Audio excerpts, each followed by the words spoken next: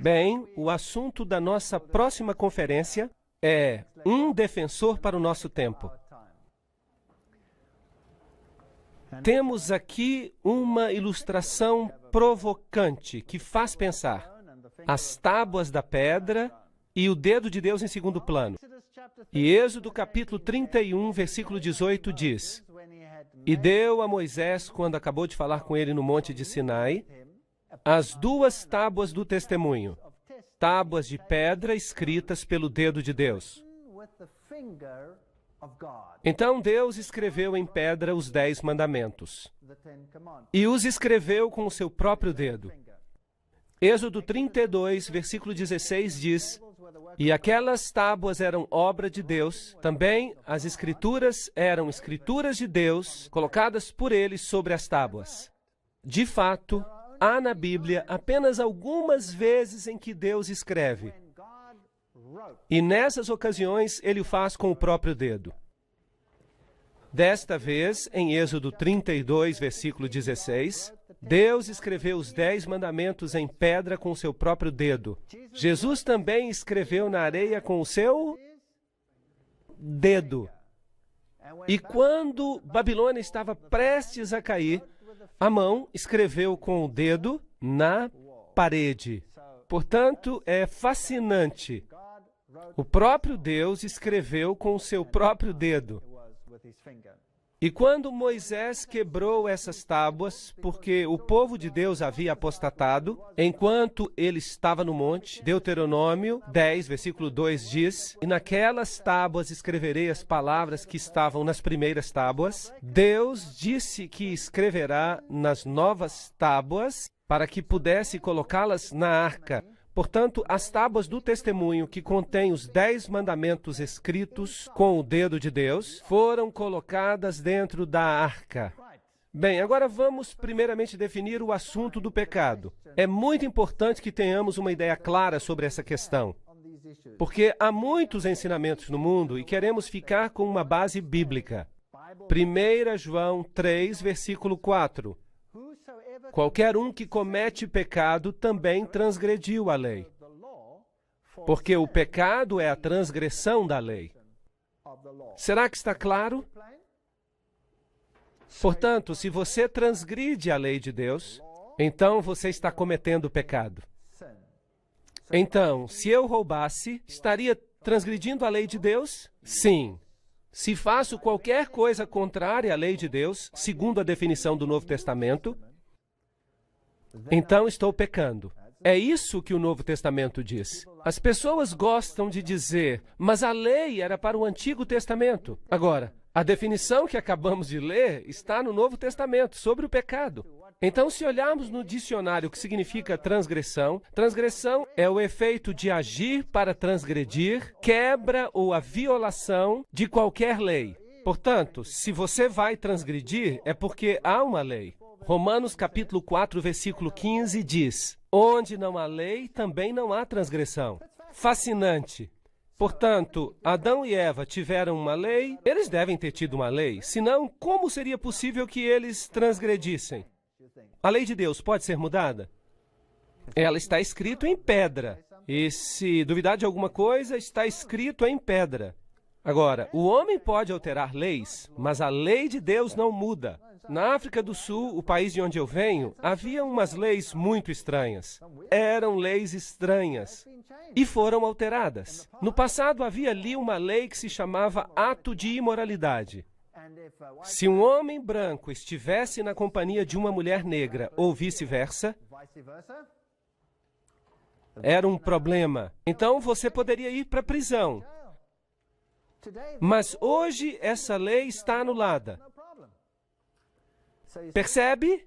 Você pode remover a lei ou remover o problema. Ou, se você quer, a lei permanece e você se torna um transgressor. Certo ou errado? Seja onde for, senão a lei não há transgressão. Romanos 6, verso 23 diz: o salário do pecado, que nós acabamos de definir na Bíblia como transgressão da lei. Então podemos ler: o salário de transgredir a lei de Deus é a morte. Portanto, esta é uma questão muito importante. Algumas pessoas dizem que não há mais lei, que não precisamos guardar a lei. Mas a Bíblia ensina claramente que se transgredirmos a lei de Deus, o salário então será a morte.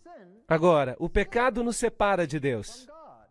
Vamos ler Isaías 59, versículo 2. As vossas iniquidades, ou seja, os vossos pecados, fazem separação entre vós e o vosso Deus. Isso é importante. Algumas pessoas gostam de colocar essa definição de cabeça para baixo. Eu prefiro manter a definição assim como está na Bíblia. O pecado é a transgressão da lei. E se você peca, isso provoca uma separação. Portanto, fomos separados de Deus por causa do pecado. Mas há um meio de resolver esse problema. E esse meio é Cristo. Romanos 6, 23 diz que o salário do pecado é a morte, mas o dom gratuito de Deus é a vida eterna. Portanto, há duas possibilidades. Adão e Eva pecaram, e o salário do pecado é a morte. Duas possibilidades. Ou eliminamos a lei, como no caso da África do Sul, havia uma lei, e era uma lei que não fazia sentido, e a lei foi anulada. Já não há mais lei, então já não há mais transgressão, porque não há mais lei. Faz sentido? Portanto, se eliminamos a lei, isso resolve o problema. Então você está livre. E todos os que estavam na prisão por causa do ato de imoralidade, segundo essa lei, foram libertos. Cristo fez isso? Será que ele anulou a lei? Sim ou não? Não. E o que diz a lei? Morrerá. Mas Cristo poderia ter dito: eu fiz uma lei, mas essa lei era muito dura para vocês. Por isso, vamos anular essa lei. Mas Deus não muda. Portanto, agora estamos num beco sem saída. A lei diz: você certamente morrerá. Mas Cristo não tratou deste problema de forma leve. Se tivesse sido possível para ele retirar a lei, então não seria necessário para ele pagar a pena da lei. Sim ou não? Não. Assim que Cristo veio para morrer, e isso significa que ele pagou a pena, certo? Então, será que a lei ainda é vigente? Sim ou não? Absolutamente. Mas algumas pessoas gostam de dizer que a cruz anulou a lei. Mas eu gostaria de dizer que a cruz é justamente a garantia de que a lei está vigente. A cruz é a garantia de que a lei ainda está vigente. Porque se tivesse sido possível anular a lei, então não teria sido necessária a morte de Cristo. Faz sentido? Ok. E porei inimizade, vocês se lembram do texto? Entre ti e a mulher, entre a tua semente e a sua semente, e esta te ferirá a cabeça e tu lhe ferirás o calcanhar. Haveria inimizade entre o diabo e Cristo, porque pela graça sois salvos mediante a fé, e isso não vem de vós, é dom de Deus. Não vem das obras para que ninguém se glorie. Estes textos são confusos? Não. Posso ser salvo guardando a lei? Não. Sou salvo por meio da graça. Cristo pagou a pena por mim, e ele morreu por mim, e por meio da graça sou salvo. Se eu aceito o seu dom de salvação, estou salvo pela graça.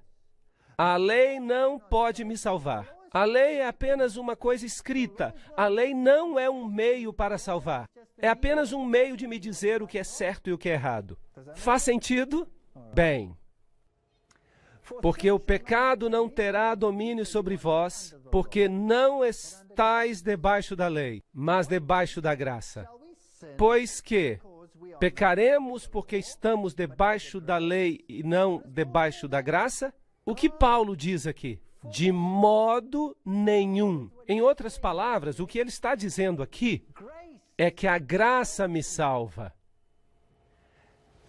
E as obras não podem me salvar. Mas o pecado não tem domínio sobre mim. A transgressão da lei não deve fazer parte da minha vida. Então, agora, por acaso posso pecar? Sim ou não? De modo nenhum. De modo nenhum. A graça estabelece a lei. eu olho para a cruz e digo: uau, Senhor, por que tiveste que sofrer e morrer por mim? E o Senhor me responde: porque tu és um transgressor, e a lei exige que morras. Por isso eu paguei o preço por ti, e fiz justiça. A justiça foi feita. Eu vou dar um exemplo para vocês. Se você tem uma filha pequena, e você tem uma filhinha e vem uns rapazes e a estupram, a violam, a espancam, a mutilam, a estrangulam e a deixam morta. Horroroso. E você está destruído, absolutamente devastado. E você chega ao tribunal e o juiz diz: o que vocês fizeram foi errado, por isso não façam isso de novo. Agora podem ir. Como é que você se sentiria? Você ficaria irritado, não é? Porque não houve o quê? Justiça. Não se fez justiça. Mas Deus é 100% justo. Deus é também 100% misericordioso. É difícil ser ambos. Por isso, Deus tomou sobre si a pena e pagou o preço. E morreu. Será que Ele exige a sua morte também? Agora, esta é uma pergunta difícil. Ele exige que você morra. E que tipo de morte Ele exige? Ele exige a morte do velho homem do pecado. Em outras palavras, o velho eu tem que morrer. E o novo eu deve renascer da morte em Cristo, por meio do seu poder e da sua ressurreição. E o novo homem será transformado, e o novo homem transformado em Cristo, vamos então caminhar em Cristo por esta estrada, o caminho da nova estrada nesta vida, e Cristo nos dará a força para fazer o que é certo. Temos uma segunda oportunidade. Temos uma segunda oportunidade, mas, voltando ao exemplo do assassino, que é condenado à morte, então ele se arrepende completamente. E ali está ele. E alguém está disposto a trocar de lugar com ele. E ele tem uma segunda oportunidade. O que fariam estes homens? Será que eles sairiam para matar outra vez? Ou será que considerariam que têm uma nova oportunidade? E diriam: é melhor caminhar por um caminho melhor. Por isso, Deus proíbe que a graça anule a lei. Por isso, nenhuma carne será justificada diante dele pelas obras da lei. Não somos salvos pelo que fazemos ou porque fazemos coisas boas. Por meio da lei vem o quê? O conhecimento do pecado. Romanos 3, 19 e 20. Portanto, a lei não pode me salvar. Só Jesus pode me salvar. Mas a lei pode me dizer o que é certo e o que é errado. Por isso, se eu sei o que é certo e não faço, então para mim será o quê? Pecado. Ok. Então a lei me diz o que é pecado. Romanos 3, verso 31 diz: anulamos, pois, a lei pela fé? O que diz o texto? De maneira nenhuma. Antes, estabeleceremos a lei. É incrível como o pensamento de Paulo é distorcido sobre este ponto específico. Porque as pessoas acreditam que estão sob a graça e dizem que a obediência à lei é uma coisa judaica. Não, não, não, não. A Bíblia ensina que estamos sob a graça e que as obras não podem nos salvar. Podemos fazer tudo o que é bom, se não aceitarmos a Cristo, não seremos salvos. Porque só nele há salvação. Mas a lei me ensina o que é certo e o que é errado. Quando eu estou em harmonia com Cristo, eu vou guardar os seus mandamentos. Jesus diz: se me amais, guardareis os meus mandamentos. Romanos 3, versículo 31. E assim a lei é santa e o mandamento santo, justo e bom.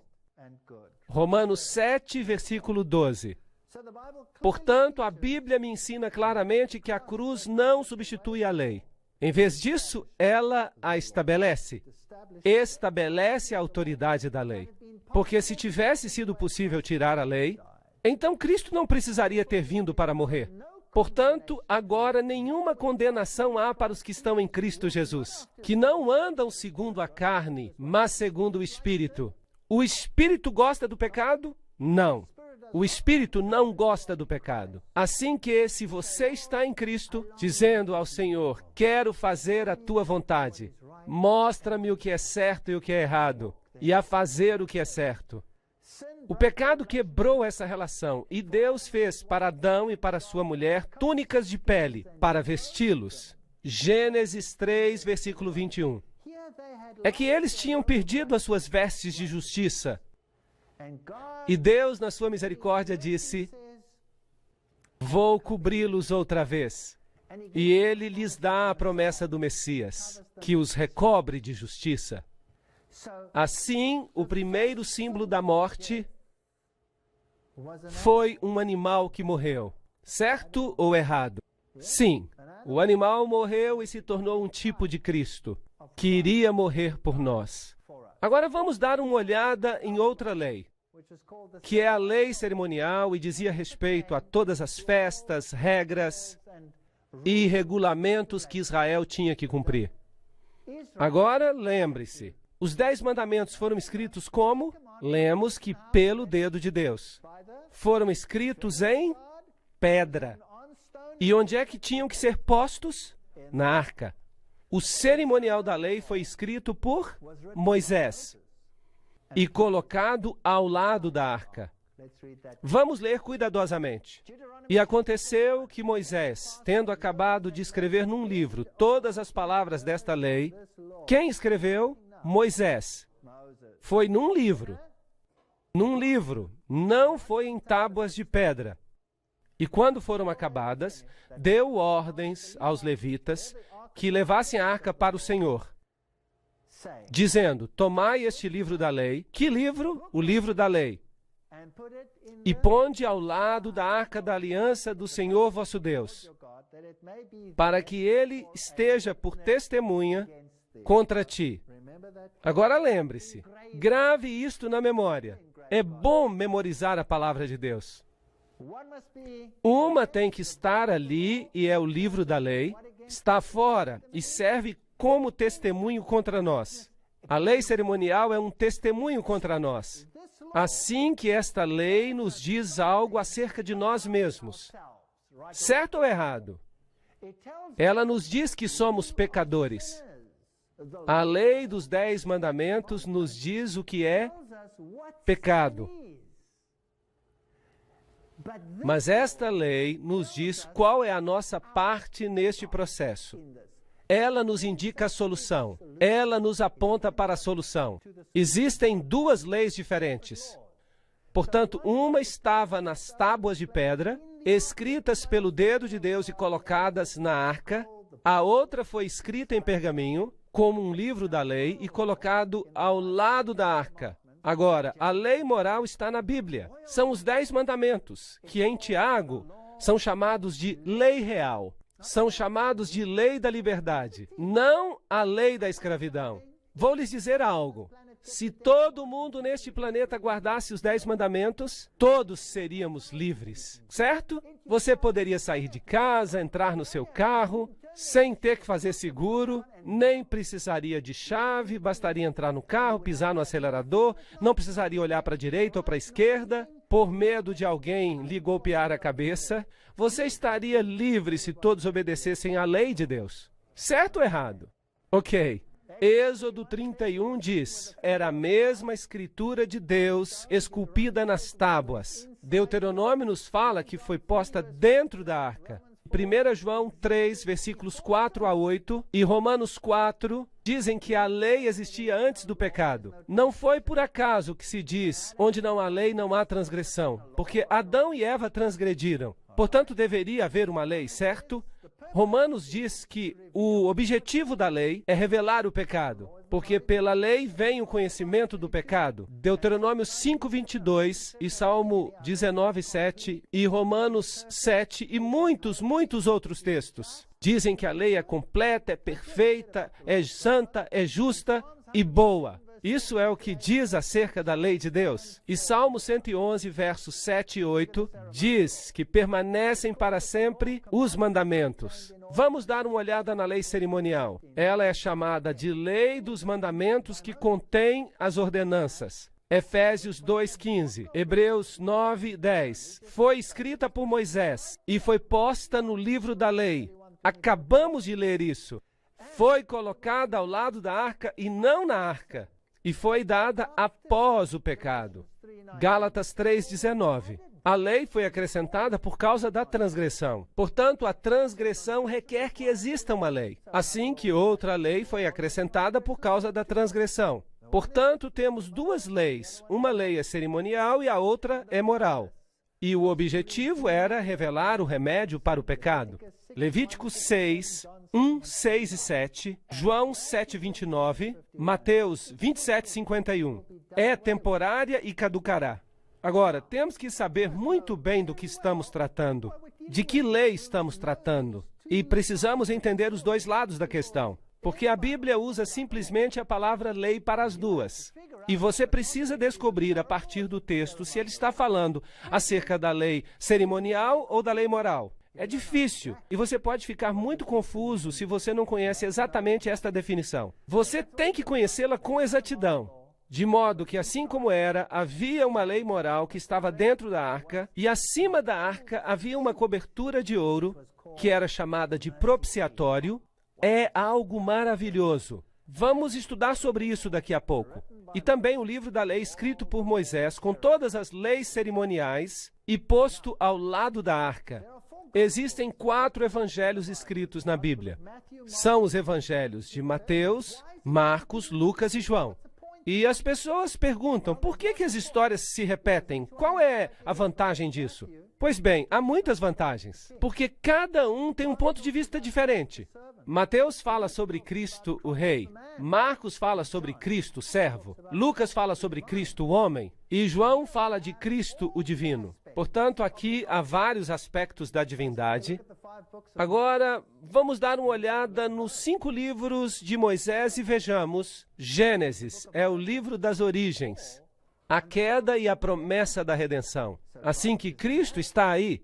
Êxodo, Cristo no santuário. E vamos tratar deste tema também. Ele é incrível, maravilhoso. Levítico, Cristo nosso sacrifício. O Cordeiro de Deus que tira o pecado do mundo. O Cordeiro representa quem? Representa a Cristo. Portanto, Levítico é Cristo nosso sacrifício. Números é Cristo o nosso guia. E Deuteronômio, Cristo a nossa recompensa. Portanto, os 5 primeiros livros da Bíblia nos dão o plano da salvação, sob a forma de um esboço. Nos falam da lei, e a lei cerimonial nos fala sobre o remédio para o pecado, e já que a solução está em uma pessoa, todos esses textos falam apenas de um único indivíduo, e este é Jesus Cristo. Vejamos se podemos encontrar isso. Gênesis capítulo 26, versículo 5. Um texto fascinante.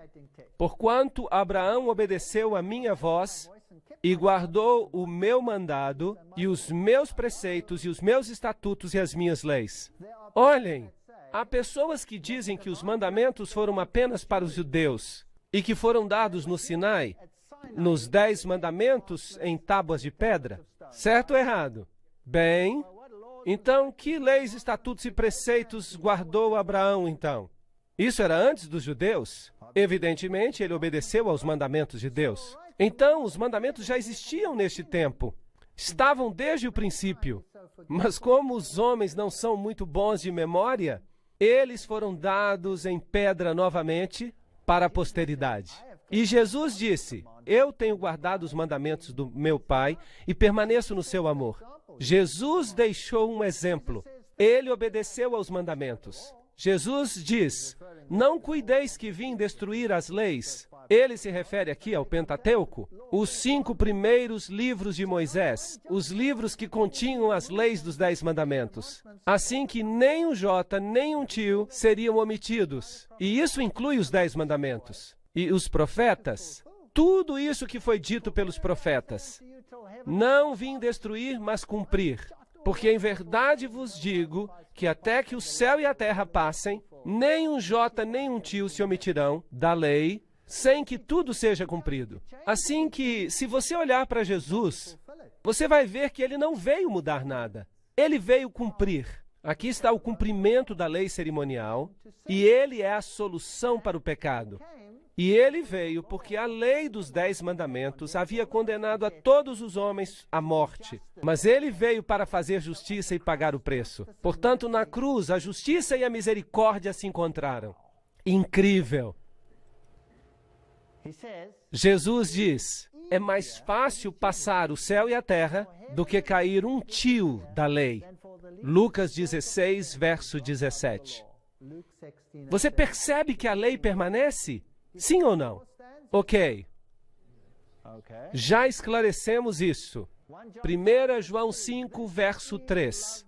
Este é o amor de Deus, que guardemos os seus mandamentos.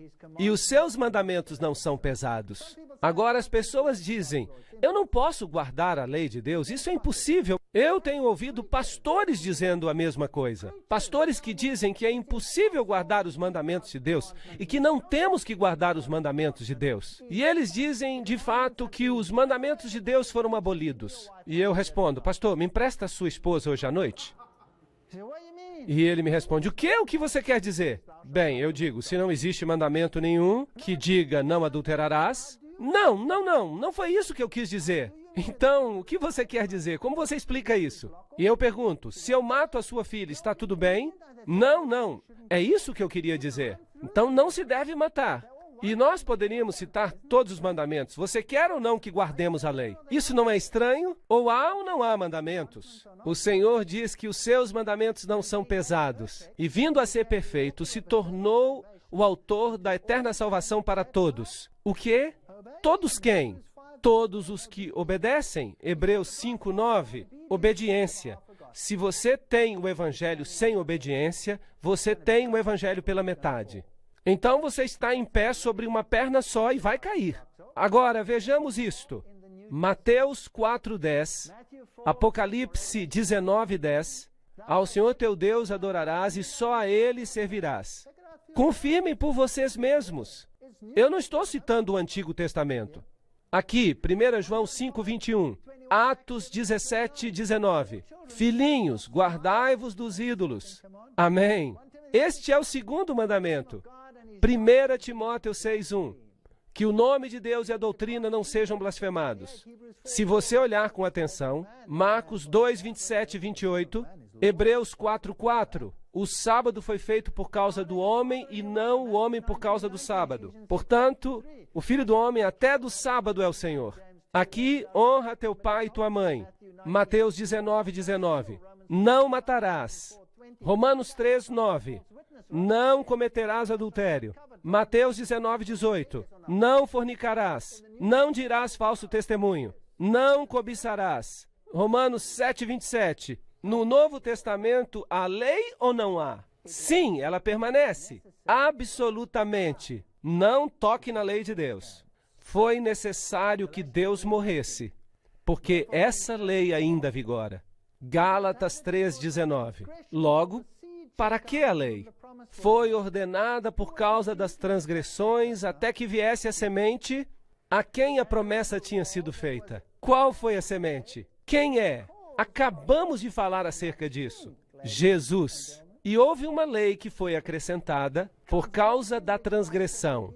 Agora pensem, senhoras e senhores. Transgressão requer que haja uma lei, certo? Portanto, vamos ler um pouco de forma diferente. Digamos, houve uma lei que foi acrescentada porque outra lei foi transgredida. Será que isso é o que diz? Então, que lei foi transgredida? Os 10 mandamentos. Que lei foi acrescentada por causa da transgressão? A lei cerimonial. Ahá! Foi acrescentada uma lei por causa do problema que foi criado por causa da transgressão da outra lei. Simples, não é? Então, tínhamos a lei desde o princípio. Desde que o seu nome era Caim, ele disse, eu não vou obedecer. Vou trazer as obras das minhas próprias mãos. Há muitas pessoas que dizem isso.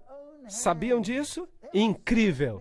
E Abel disse, o Senhor disse para trazer um cordeiro. Porque o Cordeiro representa o Messias que virá, que morrerá em meu lugar e derramará o seu sangue. E eu confio nos méritos do sangue do Cordeiro. Ele foi salvo pela graça ou pelas obras? Já existia no Antigo Testamento graça? Sim ou não? Então, como é que uma pessoa era salva no Antigo Testamento? Por guardar a lei ou pela graça? Então, alguma coisa mudou? Não. Eu sou o Senhor e não mudo, diz o Senhor. Eu sou o Senhor e não mudo. Vejamos a cerimônia que foi promulgada. E aqui está o santuário que teve que ser reconstruído de acordo com orientações específicas. Havia uma parede branca de linho branco ao redor. Havia uma entrada que era chamada de porta, e quando você entrava por ali, havia um altar de sacrifícios. E se você avançasse mais, encontraria uma pia de metal. E se você entrasse no primeiro aposento, o primeiro tabernáculo, havia um castiçal, e do outro lado havia uma mesa de pães, e no meio havia um altar de incenso. E se você passasse ao segundo aposento, atrás deste, havia os 10 mandamentos na arca, coberta por 2 querubins. Isso é o que havia. Êxodo 25, 8. E me farão um santuário e habitarei no meio deles. Era um símbolo de que Cristo morava entre o seu povo. Como Moisés foi divinamente avisado quando estava para acabar o tabernáculo, foi-lhe dito: faze tudo conforme o modelo que no monte te foi mostrado. Hebreus 8, verso 5. Tudo de acordo com o modelo. Nem um jota, nem um tio. Não mude nada. Deve ser exato. Deus é muito exato. E por isso ele lhe disse exatamente como construí-lo. Cada pequeno detalhe é importante. Mas ninguém se importa em ler esses detalhes. E dizem que aquilo era para o Antigo Testamento. Mas o Antigo Testamento foi escrito para nossa exortação, diz Paulo. Assim é melhor a gente ter certeza que estamos lendo. Bem, todos esses detalhes, o Senhor diz que são uma cópia do tabernáculo de um templo que existe no céu.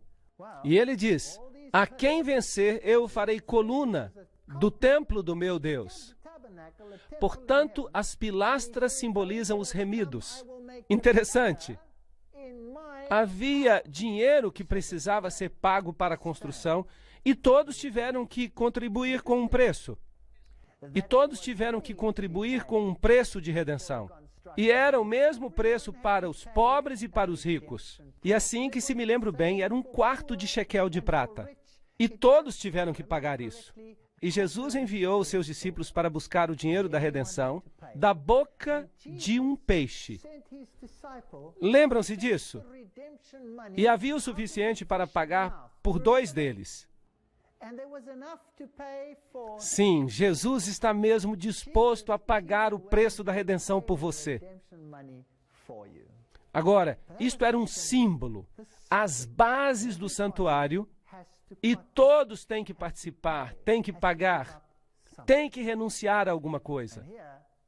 E aqui havia uma porta exterior, uma porta. E essa porta tinha uma cobertura com 4 cores. Tinha púrpura, tinha vermelho, tinha azul e tinha branco. E havia um fio de ouro fino. Púrpura é a cor da realeza. Vermelho é a cor do sacrifício. Azul é a cor da obediência. E branco é a cor da justiça. Estas são as características de Cristo. E a propósito, se você quiser ter púrpura, tem que misturar o vermelho com o azul. Portanto, sacrifício e obediência são as coisas que produzem realeza. Uau! Isto é lindo! Jesus diz: eu sou a porta, e ninguém vem ao Pai senão por mim. E se você não entra por essa porta, ele diz, não tem parte comigo. Então, Jesus é a porta. Havia apenas uma dessas portas, mas depois havia uma outra por aqui. Esta era chamada de porta, e era do mesmo material. E depois havia outra no interior que tinha o mesmo material, as mesmas cores. Portanto, Cristo é identificado como a porta, e com as cores, e com o véu entre o primeiro e o segundo aposento. E se você vem por aqui, a primeira coisa que você vai encontrar é o altar do sacrifício. E o que acontecia ali? Um sacrifício. E a quem se representava nesse sacrifício? A Cristo. Então, o linho branco em volta é a justiça de Cristo. Quando você passa pela porta, em outras palavras, quando você aceita a salvação por meio de Jesus Cristo, é envolvido pela justiça de Cristo. Isso é lindo. É isso que se chama justificação. Você se encontra diante do altar de sacrifício e há um cordeiro e você é testemunha do sacrifício do Filho de Deus em símbolo para tirar os seus pecados. Hebreus 9:24 diz que Cristo não entrou no santuário feito por mãos humanas, figura do verdadeiro, porém no céu mesmo, para agora comparecer por nós diante da face de Deus. Portanto, o santuário terrestre era uma cópia do santuário celestial, onde Cristo é o nosso sumo sacerdote. Hebreus 9, verso 8 diz: o caminho do santuário não estava descoberto enquanto se conservava em pé o primeiro tabernáculo. O ministério de Jesus no céu só podia começar depois que o seu ministério na terra fosse concluído. Como é que nós sabemos disso? Porque no santuário terrestre não era autorizado ao sacerdote que entrasse no primeiro aposento até que o sacrifício tivesse sido feito. Havia um cordeiro e havia um carneiro da consagração. O cordeiro representava Cristo no início do seu ministério e o carneiro representava Cristo no final do seu ministério. E se o carneiro da consagração era sacrificado, aí o sacerdote era autorizado a entrar no lugar santo. E a Bíblia nos diz que Cristo não entrou com sangue de cordeiros ou carneiros, mas com o seu próprio sangue. Portanto, este serviço era interpretado como uma garantia da vinda do Messias. É um simbolismo lindo.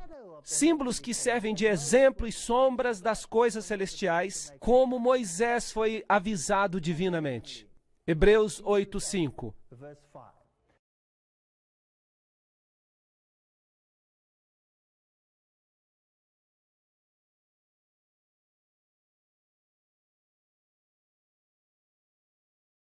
Assim, o tabernáculo colocado no meio do povo representava o ministério de Jesus Cristo.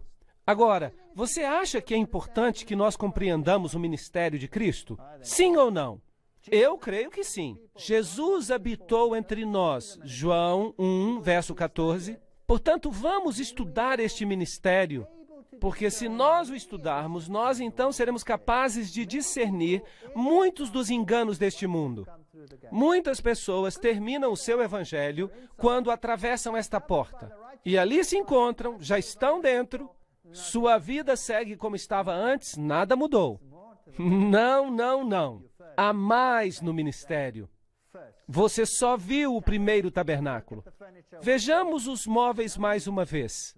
Quando se entra, havia um altar de sacrifícios, depois uma pia de metal, e depois, ao entrar no primeiro aposento, temos de um lado o castiçal, também havia o altar de incenso, e então havia uma mesa com pão da proposição. E havia um castiçal com 7 lâmpadas. E no aposento interior estava a Arca da Aliança. Portanto, o pátio exterior representava a terra, e a porta e o véu representam as 3 dimensões do ministério de Cristo. 3 dimensões, e não apenas uma. Havia 4 pilastras para o véu, 4 coberturas, 4 cores, 4 ingredientes no pão da proposição. 4 é o número da terra, da plenitude da terra. Norte, sul, leste e oeste. Toda a terra está coberta por esta redenção. 48 tábuas, 60 pilastras, múltiplos de 144.000. As bases foram feitas de prata, como está dito. Tudo feito a partir do dinheiro da redenção, porque ninguém pode colocar um outro fundamento ao que está posto, que é Jesus Cristo. Ele é o fundamento. 5 barras seguram a estrutura. 5 fatores mantêm a unidade do Espírito. Lembram-se? Há um só corpo, um só Espírito, um só Senhor, uma só fé e um só batismo. e um só Deus e Pai de todos. 5 fatores que garantem a unidade do santuário. Agora vamos ao sacrifício. Trazia-se o cordeiro e o pecador se apresentava diante do cordeiro. E o que é que ele tinha que fazer? Ele tinha que colocar a sua mão por cima do cordeiro, e em seguida o cordeiro era morto, e a gordura era removida e queimada. A gordura é um símbolo do pecado, e queimar a gordura era uma purificação do pecado. Portanto, a gordura que está nas partes interiores, envolvendo os órgãos internos, torna-se um símbolo do pecado, que é queimado em Cristo. Lindo simbolismo. O cordeiro era atado aos chifres do altar. Cristo é o cordeiro que é atado para o sacrifício, e ele se torna o seu sacrifício. Assim, o cordeiro era atado com uma corda, e era preciso que se sacrificasse o cordeiro. Era necessário que a pessoa tomasse parte disso. Você causou a morte de Cristo, o cordeiro. O sumo sacerdote tomava o sangue, e o sumo sacerdote, em certo sentido, levava o sangue do cordeiro que purifica dos pecados. E o próprio sumo sacerdote, que era também um símbolo de Cristo, claro que nesse sistema, o sumo sacerdote e o cordeiro são, na realidade, um mesmo símbolo. Mas, naturalmente, o cordeiro acaba morto depois do processo, então o sumo sacerdote representa a Cristo, em certo sentido, o Cristo ressuscitado. Levítico 4, 27 a 31 diz que se alguma pessoa do povo desta terra pecar por ignorância, atentando contra algum dos mandamentos do Senhor, então trará como sua oferta uma cabra sem defeito, pelo pecado que cometeu, e lhe porá a mão sobre a cabeça, para se tornar uma oferta de expiação pelo pecado, e a oferecerá no lugar do holocausto. E o sacerdote faria expiação por essa pessoa, como Cristo faz expiação por nós. Então o sacerdote é um símbolo. Então o pecado era perdoado. Há um plano para nos livrar do pecado. Assim, é preciso pôr as mãos sobre o cordeiro. Vamos ler o que diz a enciclopédia judaica sobre o assunto. Diz: a colocação das mãos sobre a cabeça da vítima é um rito ordinário pelo qual a substituição e a transferência dos pecados são realizadas. Em cada sacrifício há a ideia de substituição. A vítima toma o lugar do homem pecador. Agora eu tenho uma pergunta. O evangelho também lhes foi pregado? Sim ou não? Não lhes foi pregado como é pregado a nós. Foi pregado com símbolos. Se tivessem estudado a cerimônia, eles teriam percebido o ministério de Cristo através dela, mas começaram a usar a cerimônia como um ritual. E quando se ritualiza algo, então perde-se o verdadeiro significado. Então o sumo sacerdote, o cordeiro, o sangue, tudo aponta para Jesus Cristo, que é o Cordeiro de Deus que tira o pecado do mundo. João 1, verso 29. Ei-lo, olhem para ele. Aí está a tipologia. É fascinante. Quando Abraão teve que sacrificar a Isaque, e ele tinha que fazê-lo no Monte Moriá, o mesmo monte onde depois o templo foi construído. E o templo representa o santuário, o ministério de Cristo. Quando se escavava o Monte Moriá, percebeu-se que Salomão criara uma pedreira de onde se tiravam blocos de pedra. E isso criou um vale entre as duas colinas. E uma colina foi chamada de Gólgota. É fascinante que o Monte Moriá era uma colina e que Jesus morreu no Monte Moriá. Uau! Ele morreu no mesmo monte, simbolizando a morte do Cordeiro. Meus filhinhos, estas coisas vos escrevo para que não pequeis. Mas se alguém pecar, temos um advogado junto ao Pai, Jesus Cristo justo. Portanto, Cristo morreu, e agora que ele morreu, ele ressuscitou e se tornou um advogado para nós. Então, o trabalho de Cristo terminou na cruz, ou Jesus continua fazendo algo? Ele ainda está fazendo o seu trabalho. Sim, o preço do pecado foi pago plenamente, mas a obra de Cristo não está terminada ainda. Cristo é ainda o advogado, nós podemos encontrar salvação nele. Mas ele foi ferido por causa das nossas transgressões, moído pelas nossas iniquidades. O castigo que nos traz a paz estava sobre ele, e pelas suas pisaduras fomos sarados. Se confessarmos os nossos pecados, ele é fiel e justo para nos perdoar. Devemos confessar a ele, sim ou não? Absolutamente. Vocês sabiam que há pregadores que dizem que não há nada mais malvado que possamos fazer do que falar sobre a natureza pecaminosa do homem? Se não falarmos do pecado, então não precisamos de uma solução. Poderíamos seguir sem Cristo, certo ou errado? Ok, todos estes símbolos representam o sumo sacerdote. Agora, aqui está a pia de metal. A pia de metal vinha logo após o sacrifício. Muitos sistemas religiosos vêm e querem aceitar a justiça de Cristo, vêm até a porta, aceitam o sacrifício expiatório na cruz, mas depois dizem, muito obrigado, agora estou salvo. Mas ainda falta lavar-se, sim ou não?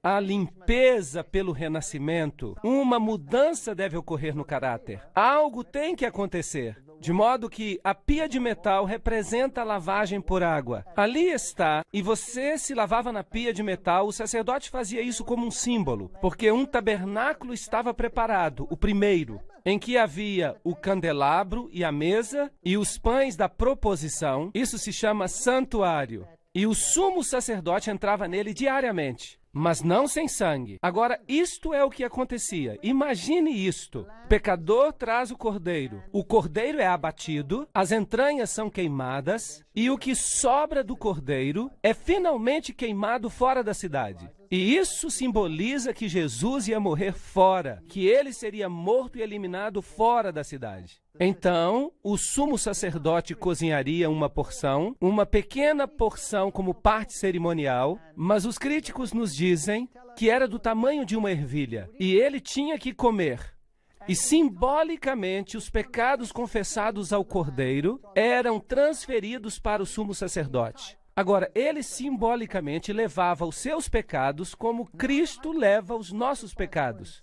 Agora, o sumo sacerdote fazia um sacrifício por si mesmo. Além de todos os pecados confessados que ele tomava sobre si próprio, ele levava aquele sangue e o levava para o santuário diariamente. E o colocava nas pontas do altar. Assim, um símbolo. Em símbolo, os nossos pecados foram removidos e colocados no registro do santuário. E a luz continuava queimando. A luz representa Jesus, a luz do mundo. Esta é uma representação da Arca de Tito, quando ele levou os móveis após a destruição de Jerusalém. E todas estas coisas foram levadas. Onde elas estão hoje? Deveríamos perguntar. Jesus diz, em João 8, versículo 12, eu sou a luz do mundo. Quem me segue não andará em trevas, mas terá a luz da vida. O óleo que estava na lâmpada é um símbolo do Espírito Santo, que difundiria a vida. E, através do Espírito Santo, a fumaça, o fumo do incenso subia com as orações dos santos, desde a mão do anjo até a presença de Deus. E isso tinha tudo que ver com Jesus. Portanto, o sacerdote queimava este incenso, e isso representava as nossas orações subindo a Deus e sendo aceitas por Deus, através de Jesus Cristo. Em seguida, havia um sangue que era transferido ao se transferir o registro dos pecados para o santuário. Eu sou o pão da vida que desceu dos céus.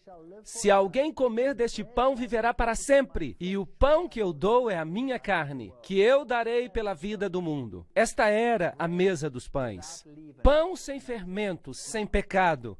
Agora, em outras palavras, se você entrava, estava coberto pela justiça de Cristo. Se aceitava o seu sacrifício, o sacrifício de Cristo, deveria ser lavado e renascer, e em seguida, o que você deveria fazer? Tornar-se partícipe da luz através do Espírito Santo. Jesus é a luz do mundo. A minha palavra, a tua palavra é o que ilumina os meus pés. É uma luz para o meu caminho. E se você não participar do corpo de Cristo, então Cristo não faz parte de você. Então você não tem parte com Ele. E você tem que falar com Deus através de Cristo. Portanto, Cristo se torna o seu amigo pessoal. Você come, dorme, bebe e anda com Ele. E isso se chama santificação. E a Bíblia diz que sem santificação não veremos a Deus. Não é suficiente dizer estou santificado, se você não quer saber nada do resto. Você tem que aceitar todo o pacote ou nada. É isso do que se trata. Portanto, a mesa dos pães da proposição representa a Cristo para o seu povo. Existem 12 pães, 12 tribos de Israel, 12 apóstolos. Os números têm muito significado. Os ingredientes do incenso representavam toda a humanidade. Hebreus 9, verso 3. Mas depois do segundo véu, estava o tabernáculo que se chama o Santo dos Santos. Agora, ali vamos ao lugar santíssimo. Já falamos bastante, por isso vamos balançar a cabeça para acordar. Estamos despertos? Muito bem. Porque agora nós vamos fazer algo realmente emocionante. Vamos olhar o segundo compartimento do tabernáculo.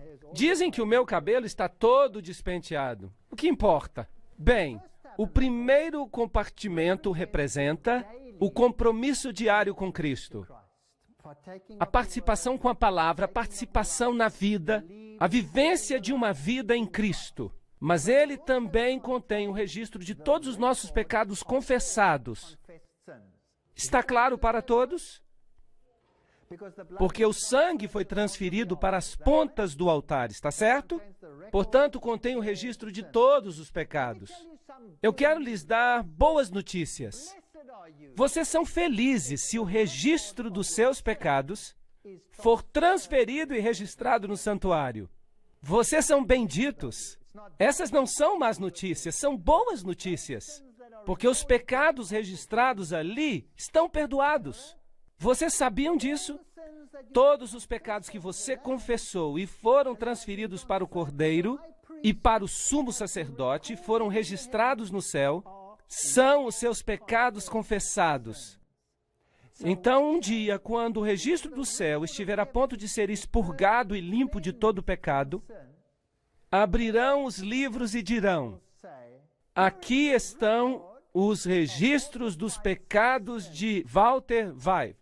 E haverá uma lista tão longa que ela se estenderá 1000 vezes ao redor do mundo. Eu espero. E o diabo dirá, porque ele é o acusador dos irmãos, certo ou errado? E o que ele vai dizer? Eu sei que este homem cometeu muitos pecados. Mas nós então olharemos para o registro e ali estará escrito: perdoados. Haverá algo mais? Não. Mas ele também fez isso. Sim, de fato, ele fez, está aqui. Mas está escrito perdoado. Agora, se ele puder mencionar algum pecado que não conste da lista, você está em apuros. Portanto, entregue a sua lista ao santuário, confesse e renuncie, e você estará seguro. O juízo é uma boa notícia. Se os seus pecados estão ali no santuário. Agora, no céu, um dia, eu tenho uma boa notícia para você. A redenção de Cristo é tão completa. Você vai comparecer diante de Deus, e não apenas como pecador perdoado, mas como um indivíduo que nunca tivesse pecado. A que distância Deus vai lançar os seus pecados? Tão longe quanto é o leste do oeste. Isto é, infinitamente longe. Não há como eles voltarem para você. Comparecerá diante de Deus como se nunca tivesse pecado. E terá um direito perfeito ao céu, se o registro dos pecados estiver ali gravado. É a coisa mais linda do mundo, é a doutrina mais linda do mundo. Não há nada a temer se nós tivermos confessado os nossos pecados e os tivermos abandonado. Lembram-se de Maria Madalena? Lembram-se dela? Ela foi acusada, mas Jesus lhe disse: nem eu te condeno, certo? Isto é a graça. Isto se chama graça. E então, o que ele disse? Vai e não peques mais. O que é isto? Ele a colocou debaixo da lei. Portanto, a lei e a graça vão juntas. Então, agora o registro do pecado está ali. Mas uma vez por ano o registro dos pecados era limpo. Uma situação bem mais séria. Ele tinha sinos ao redor dele. Romãs e sinos. Romãs e sinos, romãs e sinos. E os sinos soavam e lhe amarravam uma corda à perna. Porque se ele entrasse na presença do Deus Santo com pecados, ele morreria instantaneamente. E teriam que puxá-lo para fora do véu morto. Isso é uma coisa muito séria, de modo que era uma situação muito grave. O sacerdote fazia plena confissão dos seus pecados e se assegurava que todos os seus pecados tinham sido expiados. E em seguida entrava na presença do Deus Santo. Estava na presença, no lugar santíssimo. E havia ali os 10 mandamentos e as tábuas de pedra, os 2 anjos e a glória do Shekinah, que aparecia por cima dos 10 mandamentos, que contém a lei de Deus que condena o pecador à morte, se ele é um transgressor. E havia uma cobertura de ouro fino, o propiciatório, que representava a misericórdia de Cristo, cobrindo-nos da condenação da lei. Fascinante! Esta cobertura era de ouro, 1,5 côvado de altura. E as grades onde o sacrifício era queimado fora do altar eram também de 1,5 côvado de altura. Pequenos detalhes como este só me deixam impressionado. Em outras palavras, a justiça de Deus é tão elevada quanto a sua misericórdia. Incrível! Aqui ele entrava e aspergia o sangue especial no véu, que continha, evidentemente, os 10 mandamentos. Muita paz têm os que amam a tua lei, e para eles não há tropeço. Salmo 119, 105. Olhem para os móveis. Havia o altar de sacrifícios, a pia de metal, em seguida, de um lado, a mesa dos pães da proposição, do outro lado, o castiçal, e então o altar do incenso, em seguida, a arca. Era em forma de cruz. Era em forma de cruz e a sua sombra. Lindo. Ora, quando estas coisas estavam preparadas assim, durante todo o tempo entravam os sacerdotes no primeiro tabernáculo cumprindo o serviço, representando a santificação na vida. Portanto, temos um grande sumo sacerdote, Jesus Cristo, Filho de Deus. Hebreus 4:14. Temos este privilégio hoje? Temos um sumo sacerdote assim, que está assentado à destra do trono, ministro do tabernáculo, do verdadeiro santuário, que Deus fundou e não o homem. Existe um tabernáculo que Deus fez? Sim ou não? Ora, as Escrituras existem para nos admoestar e para nos dar a verdade. A Bíblia diz que há um santuário, e por isso eu creio que existe um santuário. Mas vindo Cristo por seu próprio sangue, entrou uma vez no santuário, vendo executado uma vez uma eterna redenção. Hebreus 9, 11 e 12. Cristo é o sumo sacerdote. E o véu do templo se rasgou em 2, de alto a baixo. O sistema de sacrifício terrestre chegou ao fim. A lei cerimonial foi abolida. Por quê? Porque foi cumprida em Cristo. Se agora eu pegar um cordeiro e o sacrificar hoje pelos meus pecados, eu estou dizendo que o sacrifício de Jesus não foi suficientemente bom. Agora, os judeus querem reconstruir o templo, restabelecer o sistema de sacrifícios, não é verdade? Quero dizer que isso é uma blasfêmia. E jamais me lembrarei dos seus pecados e das suas iniquidades. Ora, onde há remissão destes, não há mais oferta pelo pecado. Tendo, pois, irmãos, ousadia, para entrar no lugar santíssimo pelo sangue de Jesus, pelo novo e vivo caminho, temos um novo pacto com Cristo, e é o mesmo que o antigo, mas este foi cumprido em Cristo. E agora eu olho para Jesus. Eu não tenho mais que olhar para os cordeiros e carneiros. Tenho que olhar para Jesus. Portanto, o templo foi realmente eliminado e deve continuar assim. Tempo para um novo templo é o que eles dizem, mas eu não penso assim. Porque Cristo não entrou num santuário feito por mãos, figura do verdadeiro, mas no próprio céu.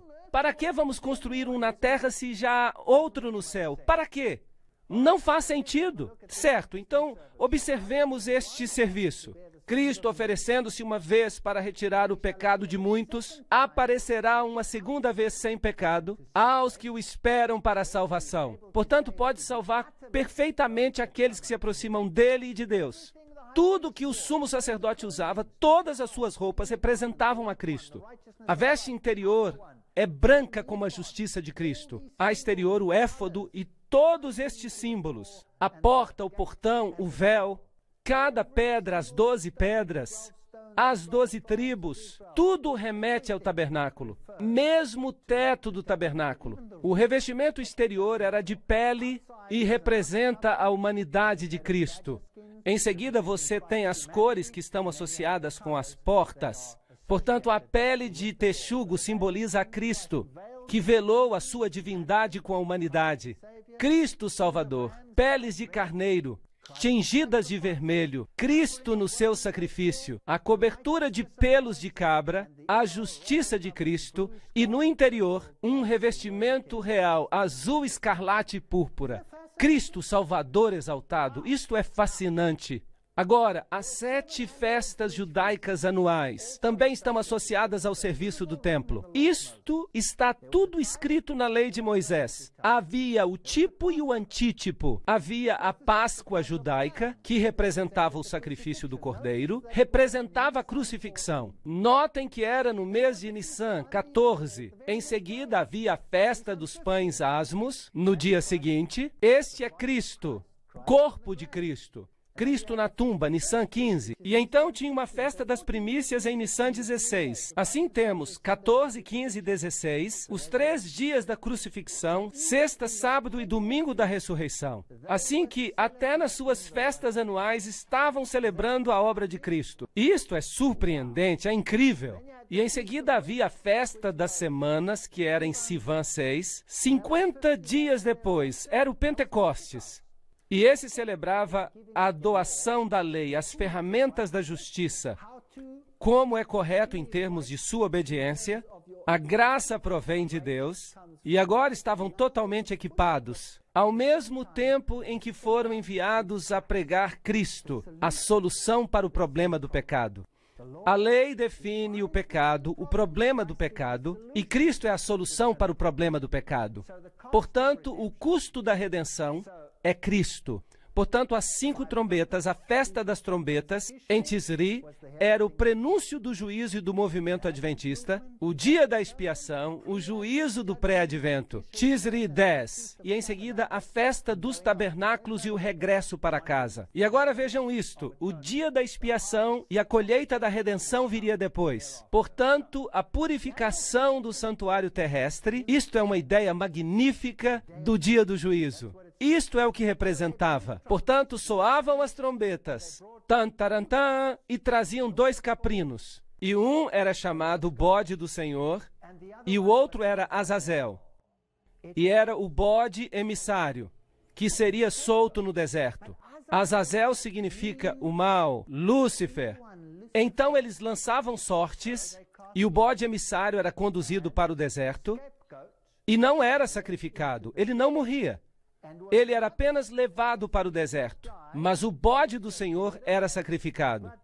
Então, ao som de trombetas, este símbolo do juízo, Apocalipse 14, 6 e 7 e Joel 2, 1, o bode do Senhor era sacrificado e o sumo sacerdote entrava com esse sangue para o lugar santíssimo. Lembram-se dos sinos e das cordas amarradas aos seus pés? Hebreus diz: mas no segundo aposento, o lugar santíssimo, só o sumo sacerdote, uma vez por ano, entrava, não sem sangue. Levítico 16, 19. E daquele sangue aspergirá sobre o altar com o seu dedo 7 vezes e o purificará. Portanto, isto purificava o santuário das imundícias dos filhos de Israel e o santificava. Lembram-se que todos os pecados estavam registrados ali. Todas estas coisas do santuário precisavam ser limpas. Assim farás a expiação pelo santuário por causa das imundícias dos filhos de Israel e das suas transgressões e de todos os seus pecados. E assim farás para a tenda da congregação que reside com eles no meio das suas imundícies. Portanto, todas as coisas tinham que ser limpas a partir do registro do pecado. Portanto, o sumo sacerdote tomava todos os pecados que tinham sido confessados no final daquele ano e saía e colocava suas mãos sobre o bode emissário e pressionava suas mãos sobre ele e transferia o registro dos pecados. Quem te fez pecar? Quem te fez pecar?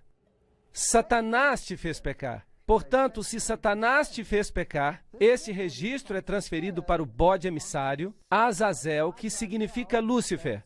E ele um dia pagará o preço pelos pecados perdoados. Se você não confessou os seus pecados, quem pagará por eles? Você pagará. Agora, ele não se torna o portador do pecado porque a Bíblia diz, sem o derramamento de sangue não há o perdão dos pecados. Então ele é enviado ao deserto. Porque naquele dia se fará expiação por vós para vos purificar, e sereis purificados de todos os pecados, os vossos pecados diante do Senhor. Levíticos 16:30.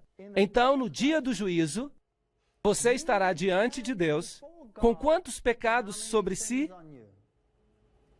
Nenhum. Não é espantoso? Isto é fenomenal.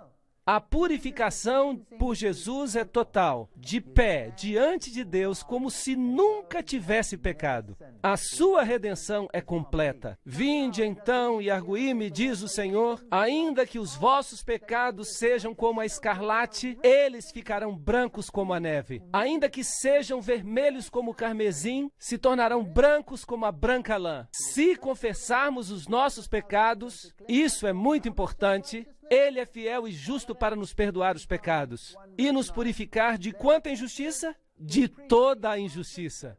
Há pregadores que falam o oposto disso. Dizem que não há maior dano que possa ser feito do que pregar acerca da condição pecadora do homem. Mas temos que reconhecer e confessar os nossos pecados se desejamos ser participantes da salvação. Portanto, esse era um período de confissão final, de purificação, um tempo de juízo. E aqueles que não participavam eram cortados do povo. Esta é a mensagem do santuário, a purificação do santuário. E ele me disse, até 2.300 tardes e manhãs e o santuário será purificado. Daniel 8:14. Chegará um tempo em que Cristo entrará no seu segundo aposento e começará a purificação do santuário. E nós trataremos desta profecia dos 2.300 anos em uma outra conferência. Em 2.300 dias o santuário será purificado. Segundo a Bíblia, este julgamento tomará lugar. E eu continuei olhando e foram postos uns tronos até que o ancião de dias se assentou e se assentou o juízo e se abriram os livros. E eis que veio um como filho do homem e se dirigiu ao ancião de dias. E o fizeram chegar até ele, porque há determinado um dia em que há de julgar o mundo. Atos 17:31. É melhor que tomem nota do juízo. Está vindo. Segundo aos Coríntios 5:10. Porque todos precisaremos comparecer diante do tribunal de Cristo, para que cada um receba segundo o que tiver feito por meio do corpo, ou bem ou mal. Portanto, onde você gostaria que os seus pecados estivessem? Na sua cabeça ou nos registros do santuário? Ei, é melhor tê-los no registro do santuário. O Senhor julgará o seu povo. Há uma lista, e se essa lista for bem longa, bom, é bom para você. Mas se essa lista for curta demais, você pode estar em apuros. Portanto, examine-se a si mesmo se você está no Senhor. Eis que cedo venho e o meu galardão está comigo para dar a cada um segundo a sua obra. Apocalipse 22:12. A vinda do Senhor irá revelar estas coisas. Penso que não temos nada a temer. Os 2.300 dias têm um tempo específico. Começa em 457 a.C. e se temos 2.300 dias ou anos, chega até 1844. É um tempo interessante. É um tempo muito interessante.